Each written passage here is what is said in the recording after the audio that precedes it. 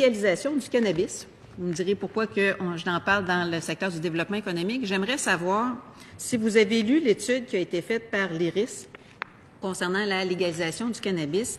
Et dans cette étude-là, en introduction, et je vous amène directement à la page 16, il y a une évaluation du marché. Parce que l'éléphant qui est dans la pièce, dans ce dossier-là, c'est le marché de la production du cannabis. Et c'est un marché qui est évalué à entre 1,3 milliard de dollars par année jusqu'à 10,5 milliards de dollars par année.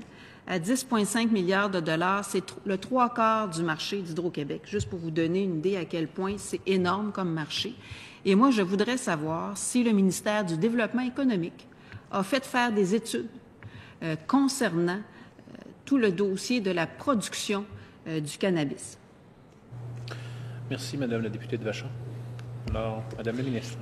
J'ai une question, M. le Président, juste en termes de temps. Est-ce qu'il y a d'autres questions ou je limite au temps que j'ai là ou je veux juste vous m'assurer de laisser toute la... Je ne sais pas, il me reste combien de temps, mais... Il reste 6 minutes 39, puis je pourrais... Combien de minutes? 6 minutes 30. 6 minutes 30. Bien, j'aurai d'autres questions peut-être sur le même sujet, là. C'est possible, parce que 6 minutes 39 pour une réponse, c'est un peu long. Oui, mais c'est parce que je veux revenir quand même sur le bois d'œuvre. Là, je veux juste préciser un certain nombre de choses. Alors, Madame la ministre. Alors, juste clarifier sur le bois d'œuvre. D'abord, la question sur la Chine. La question, c'était, est-ce que pour le bois d'œuvre, en Chine, est-ce que c'est un marché qui est important? Puis tous les coûts de transport qui sont associés à ça, ça peut être difficile. Par contre, si on procède à une modernisation et qu'on essaie d'avoir des produits qui sont résineux, qui sont combinés, peut-être que le marché de la Chine peut être effectivement un marché à long terme intéressant pour la suite des choses. Je suis pas jovialiste.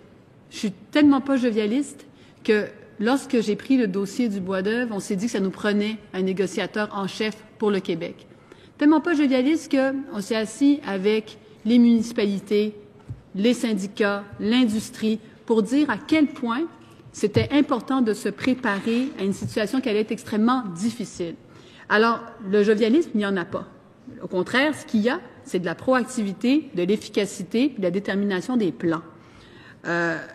Et aujourd'hui, quand vous dites que, quand la députée de Vachon dit le système québécois n'est pas reconnu, je vais juste faire un bémol là-dessus.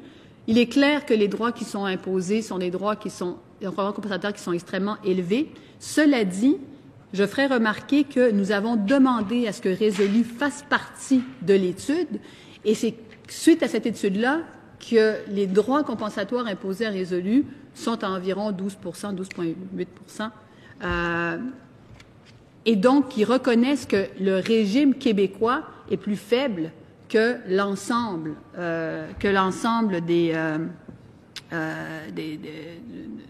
du Canada, si vous voulez.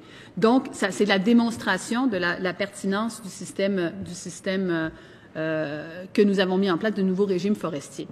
Maintenant, sur la question du cannabis. La première des choses que je vais dire, deux choses que je vais dire. Premièrement, c'est que nos premières préoccupations sont en matière de santé publique, et c'est ma collègue qui s'occupe de cet élément-là de santé publique.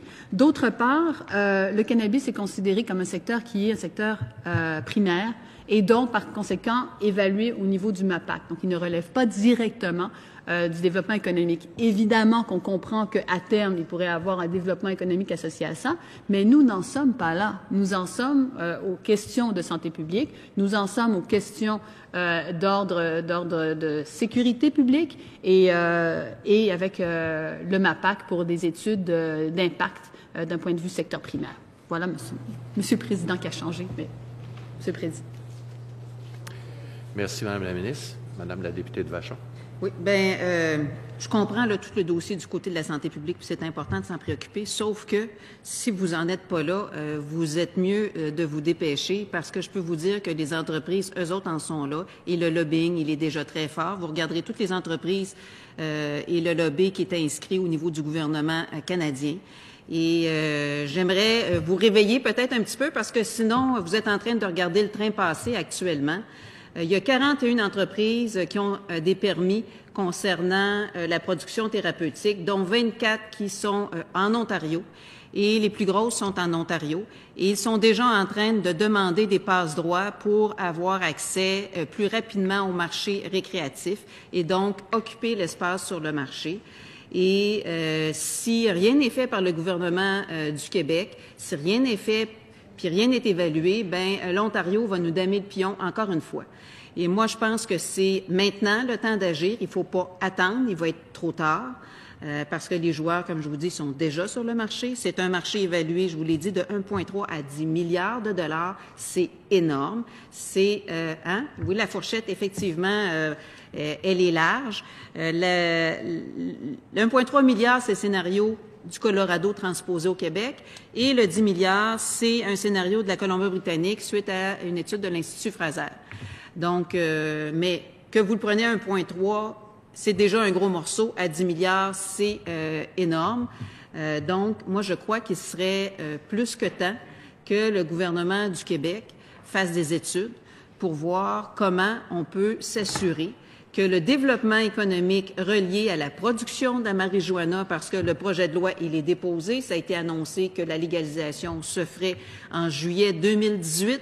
Donc, le temps, il passe et que cette légalisation-là puisse faire en sorte de bénéficier au développement économique du Québec et que la grosse majorité de ces bénéfices-là puissent revenir d'une façon ou d'une autre aux citoyens du Québec. Il y a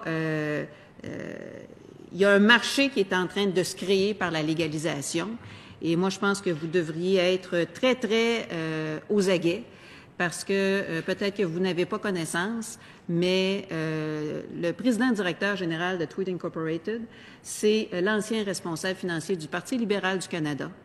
Et donc, la légalisation de la marijuana de la part de Justin Trudeau, c'est pas juste une question reliée à la décriminalisation, mais c'est une question aussi de très gros argent et directement liée au lobby des entreprises de cannabis thérapeutique. Donc, vous irez voir dans ces entreprises-là qui sont les membres du conseil d'administration et ce sont pour la grande majorité des gens du milieu financier, des gens qui suivent des investissements qui sont dans la spéculation et c'est exactement ça qui est actuellement dans la légalisation du cannabis. Et je trouve ça dommage de voir à quel point le gouvernement du Québec est pas là. Le gouvernement du Québec n'est pas au courant de ce qui se passe. Le gouvernement du Québec n'a pas fait aucune étude, alors qu'on sait depuis l'élection de 2015 qu'il y a une volonté de légalisation. Le temps est écoulé.